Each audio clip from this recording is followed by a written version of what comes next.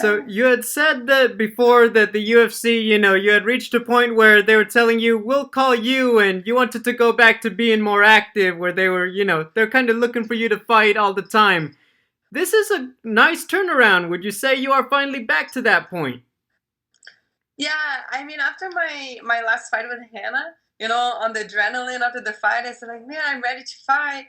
Put me back as soon as possible. And then they called me like, hey, we have Randa Marcos for you in 2 weeks. I said like, and then after the adrenaline passed, I said, oh man, 2 weeks is really really soon. I start to feel like kind of my hands sore from punching as hard as I could, and some of the elbows she had got me with. So I said, oh no, Randa's a tough girl. 2 weeks is kind of soon. Let's a little bit longer. And then they gave me like four months. I felt like, man, 4 months is a long time. And then my manager said, no, I think it'll be better for you like to really train and evolve even more. And I mean, that's what managers are for, to help keep calm the athletes, and make the best decisions. So now I couldn't be more happier with having like a full camp, prepare myself, evolve. I felt like I evolved so much in these 4 months, but I started the camp 8 weeks. So 8 weeks training 3 times a day, like really hard, just so focused. And I'm really ready for this fight now. I know that you've made the jump a little bit. You're working a lot with the team at RVCA, Jason Perillo, Chito Vera, Vanessa Yeah. Demopoulos. How have they helped to grow your game? Yeah, they helped me so much. I went to them halfway through the camp, so 4 weeks.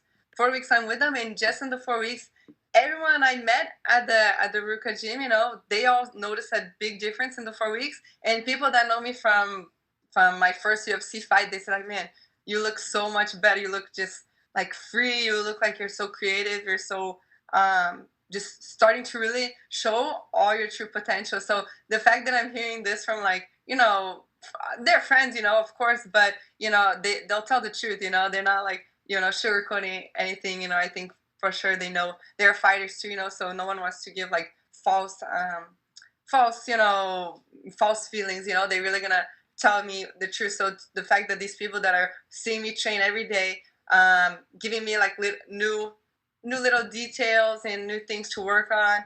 Cheeto, is kicking my butt all the time. It's so fun to see him doing like his crazy moves, and then I'm trying to do these crazy moves. It's like, man, this jiu-jitsu girl's doing all these new styles and new things. It's really really fun. So I'm really grateful for everything that they taught me in these 4 weeks, and I'm excited for the future that I have with them.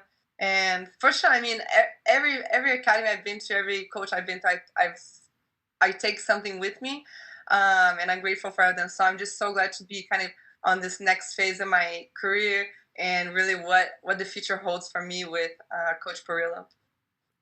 You're known for being one of the most decorated jiu-jitsu players in mixed martial arts, but you've never gotten the submission of the year. You had a great knee bar this year, but do you feel like you have competition? Your teammate Vanessa had the reverse triangle. Ariane Lipsky had a good knee bar. Do you feel like this could be your year where you get that award finally? Definitely. I definitely think so. Just for me, it was a surprise. My last submission, the leg lock, was the first. Because man, it's something so common for us in jiu-jitsu. So when they told me that was the first in the world, I said, man, okay, let me go and look at all my submissions that I know to do in jiu-jitsu that are like so common for us, because I'm gonna start letting them out this year, for sure. That's why I definitely want to fight again this year if everything goes good on this fight, no injuries, nothing like that. Because I'm coming for that award, the submission of the year. I just want people like, I know they respect me for sure because my jiu-jitsu background, but I know for sure everyone says like, oh, but when you start throwing punches in there, the black belt becomes the brown belt, and then the brown belt becomes the purple belt. So definitely want people to keep that respect for my ground game and really show why the UFC saw so much potential in me. My final question, when you're so well known for jujitsu, obviously, the first thing, well, work on your striking so you could be more dangerous. How do you balance that? Because obviously you want to be better as a striker, but you still want your jujitsu to be so sharp because that's where you're the biggest threat. Yeah, it's a little hard, because when I was competing, that always kept my jiu-jitsu sharp. There's nothing sharper than being competing at the highest level that there is.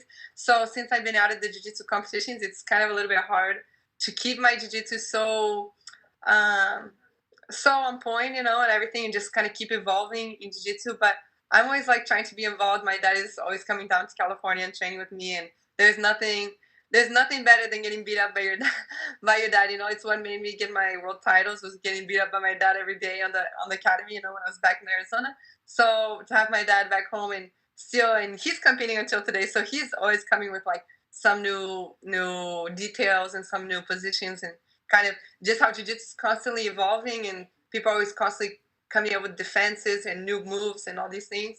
He's constantly like reminding me and showing me new things. So I love whenever he's in town with me, and just whenever I get the chance to, if I'm not in the big gloves, whenever I get the chance to do like sparring or training with the small gloves, I'm always like trying to do my ground game, attack the legs, attack the omoplatas, the crucifix, all the omanari, all these types of things. So that's what I love, and I'm always just trying to keep at that.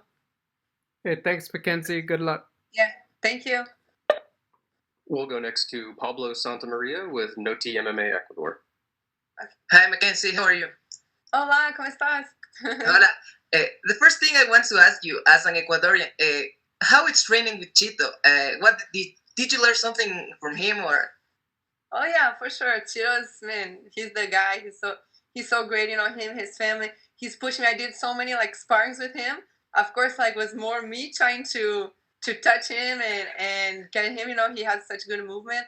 But even like from in the gym, working, he all the time he's telling me like my body shots. He's telling me all these things to get better. And then of course like starting to train with him, we say like, okay, let's go watch his fights when I get home. Then we start to watch his fights, and I'm seeing like now on the training, I'm doing like elbows like him, knees like him. So I'm really like have Cheeto as a good inspiration for me, and just to help push me.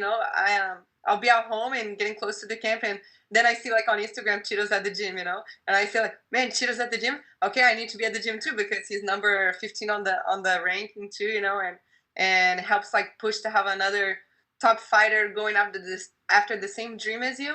And help push each other. So if I see his training, I think like, yeah, okay, I need to be training too, like, okay, so let me go to the gym, get that. I see him running, okay, let me go run too, okay, he's doing this, I want to do that too, so it helps push me and try to be the best too. If I can be like the best, like the men's division, then I think that I'll be the best in the women's division too.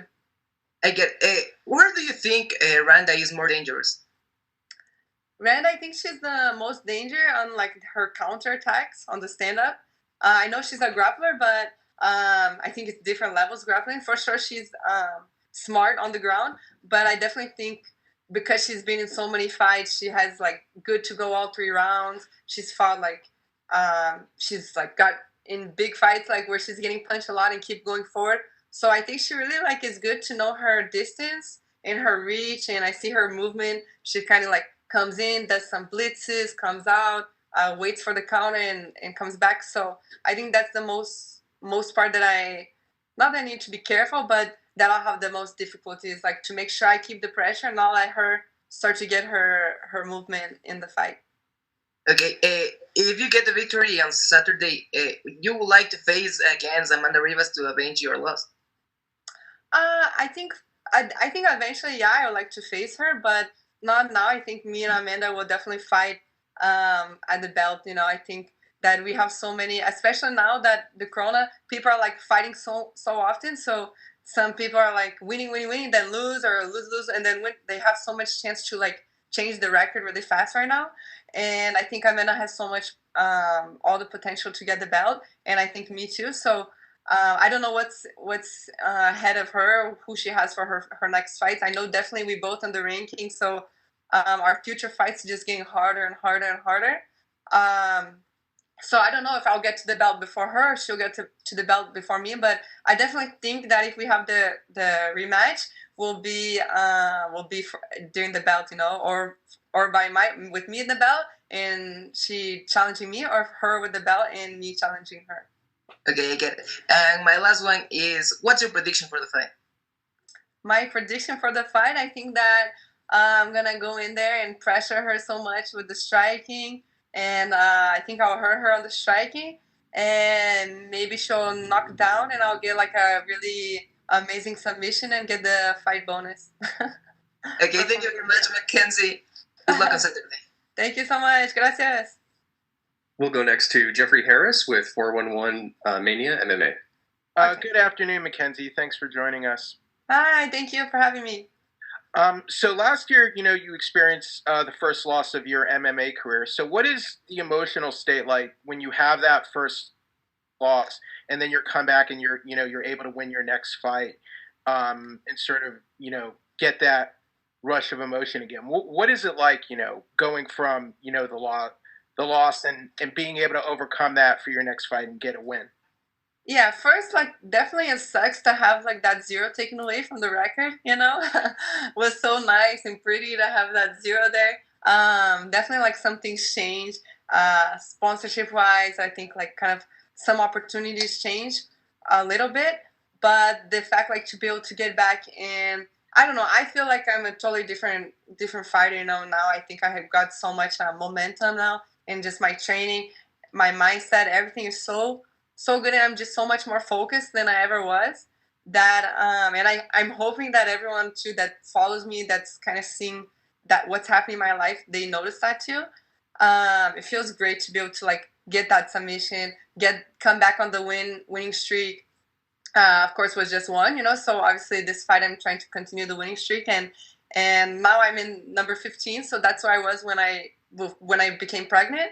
So I'm kind of like, okay, I'm back to where I left off of, and I'm even like 10 times better. I'm in better shape than when I fought Amanda, in better shape than when I fought Hannah. I'm stronger and I'm leaner. The weight's good, so it feels great. It really feels good to like just kind of be so light. And I think even though it sucks to have that zero, to take away the zero on my record, it took a lot of pressure. Not that I felt pressure, but kind of took away all the expectations that I think so many people had. And now I feel like anything that I do, like any submission I'll do, any, I don't know, like knockout I get, anything, people are going to be like always surprised and like, man, what is she going to show me now? No, not like before. It was very much like, oh, well, yeah, she has the train, the hype train, oh, and this and that, So I feel like it took a lot of pressure off the shoulders. And now everything I do is like always to show, improve people, and like surprise them and come up and just kind of be more free to become like the best athlete I can be. Your opponent for this fight, Randa Marcos, she's fought in the UFC for almost 6 years. She's fought and beat a lot of big names. She beat Angela Hill, who was in the headlining fight last week. But her record in the UFC is, I think, 6-7-1. Do you think it's more the opposition that she hasn't been able to be that consistent, or do you think she is maybe a little inconsistent as a fighter? I'm sorry. What's opposition mean? I don't know that word. Like, do you think it's just she's in there with such tough opposition that she's not able to get like a big win streak together yet? No, I think Randa, she's such a tough fighter. Like, she's been since the beginning. She's gone up the ranks. I think maybe she just accept. She's down for the fight. She accept the fight. I think she fought maybe Amanda a little bit, kind of not last minute, but kind of because Paige got hurt. So I know that she will take any fight. From what I heard when they offered the fight for me with 2 weeks after my last fight, she was good to go. I was the one that said, no, I want some more time, So I think she just like is really good at, she feels good to fight. She's comfortable. She's not scared of anything. So it's good to have that as a fighter, But I think if you want to think about your record, all these things make a difference, to pick good fights, to pick good timing, to have a good training camp. It's great to be able to put on a great fight, but in the end, to get, to where you want to be, the belt, you need to put in all the work, and no one cares, like if you have 2 weeks to fight, if you are pregnant or anything, if you're there to fight, then that will be on your record. So it's hard to have like a winning lose, and expect like to be to the belt. But I think she has all the potential. She had all the potential in the beginning too. She went up the ring to get to the belt. She's a tough girl. She's dangerous in a lot of different areas. She's experienced, but I think just the fact that she loves to fight so much and she's there and everything can sometimes make the timing that she picks fights maybe not so good. And also too, I think she's kind of, like you said, she's been in there for a long time. She's maybe, I think, 36 or 37. So I don't know how much you know, desire she has for, like, you know, drive she still has in it to keep getting, you know, punched in the face and, you know, weight cuts and all those things. So I think maybe that might be taking a little bit feeling, you know, just to be so consistent and, you know, have to keep pushing through it all the time. But she's definitely dangerous, and I know she's gonna be a good test for me for sure. On paper, I think this is a fun, action-packed. I think it's a competitive fight. I think it's going to be a fun matchup. But what do you think?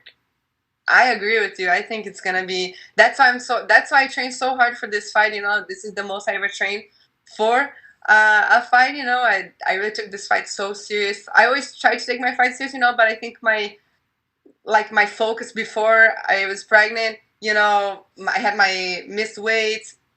I had like you know, after I finished the fight, I go to vacation. And this, no, it's like kind of, and also with the corona, you know, everything was closed, so kind of helped me just to came back after Hannah, just went back to the gym, and I said, okay, Randa Marcos, that's the girl. Vegas, everything's set from the beginning, very like organized.